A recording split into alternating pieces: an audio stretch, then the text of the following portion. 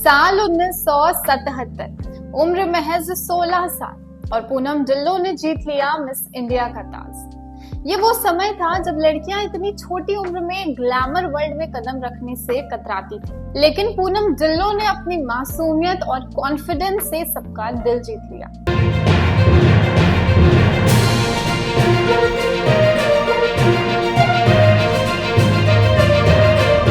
नमस्कार, मैं प्रियंका सिंह और आप देख रहे हैं the SP press. Miss India बनने के बाद उनकी किस्मत ने करवट ली और उन्हें मिला यश चोपड़ा की फिल्म त्रिशूल में एक छोटा सा लेकिन यादगार रोल, और फिर उन्होंने पीछे मुड़कर कभी नहीं देखा। लेकिन सफलता के साथ विवादों का आना जैसे तय हो गया था। 80 के दशक की मशहूर अभिनेत्री पूनम ढिल्लों का जन्म 18 अप्रैल 1962 को कानपुर, उत्तर प्रदेश में हुआ।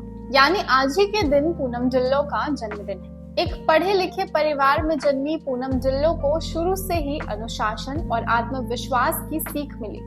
बचपन से ही वे पढ़ाई में तेज थी। उन्हें हिंदी और अंग्रेजी दोनों भाषाओं में पकड़ थी, पर किसे पता था कि एक दिन ये सीधी साधी लड़की बॉलीवुड की चमकदार दुनिया में छा जाएगी।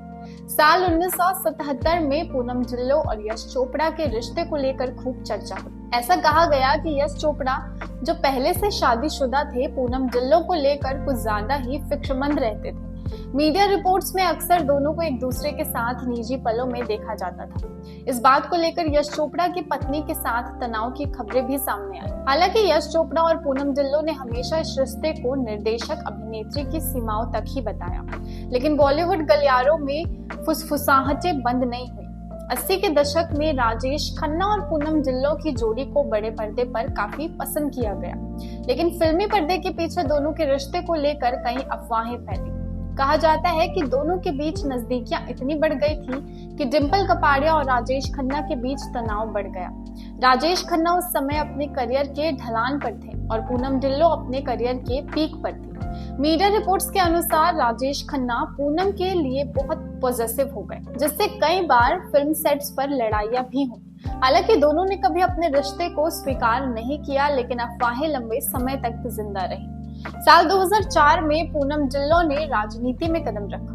उन्होंने बीजेपी को ज्वाइन किया और 2014 के लोकसभा चुनावों में चंडीगढ़ से चुनाव लड़ा। चुनाव हारने के बाद उन पर पार्टी के प्रचार में पैसे के दुरुपयोग और स्टारडम के नाम पर फंड्स लेने के आरोप लगे। कुछ पार्टी कार्यकर्ताओं ने आरोप लगाया कि पूनम सिर्फ प्रचार के समय आती थी और बाकी समय गायब रहती थी। हालांकि इन आरोपों को पूनम ने सिरे से नकारा और कहा कि ये सब राजनीतिक साजिशें हैं, लेकिन इससे उनकी छवि पर काफी नेगेटिव असर पड़ा। फिर साल 2012 में पूनम ढिल्लों ने मुंबई में एक कॉस्मेटिक अस्पताल शुरू किया, वैनिटी नाम से। ये क्लिनिक स्किन और ब्यूटी ट्रीटमेंट्स के लिए मशहूर हुआ, लेकिन जल्द ही विवादों में भी आ गया। एक महिला ने आरोप लगाया था कि इस क्लिनिक में गलत ट्रीटमेंट से उनके स्किन को भारी नुकसान हुआ और उन्हें मानसिक आघात भी पहुंचा।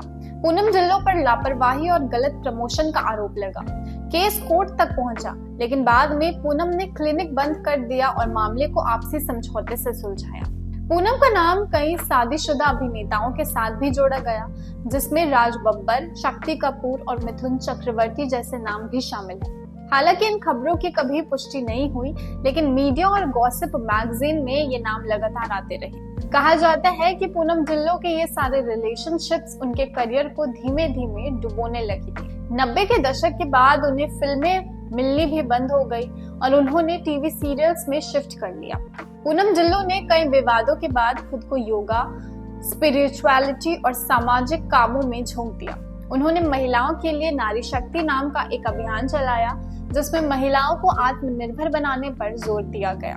हर चमकते सितारे की जिंदगी में कुछ धुंधले कोने जरूर होते हैं। पूनम ढिल्लों की जिंदगी भी उन सितारों में से एक है, जिन्होंने अंधेरे में भी रोशनी ढूंढ ली। उनकी जिंदगी एक रोलर कोस्टर रही है।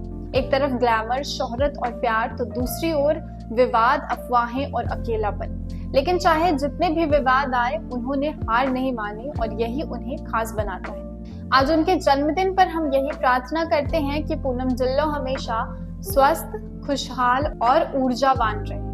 अगर आप भी पूनम ढिल्लों के फैन हैं तो हमें कमेंट में जरूर बताएं। वीडियो पसंद आई हो तो इसे लाइक करें, शेयर करें और इसी तरह के और अपडेट्स के लिए बने रहें हमारे चैनल द एसबी प्रेस के साथ। धन्यवाद।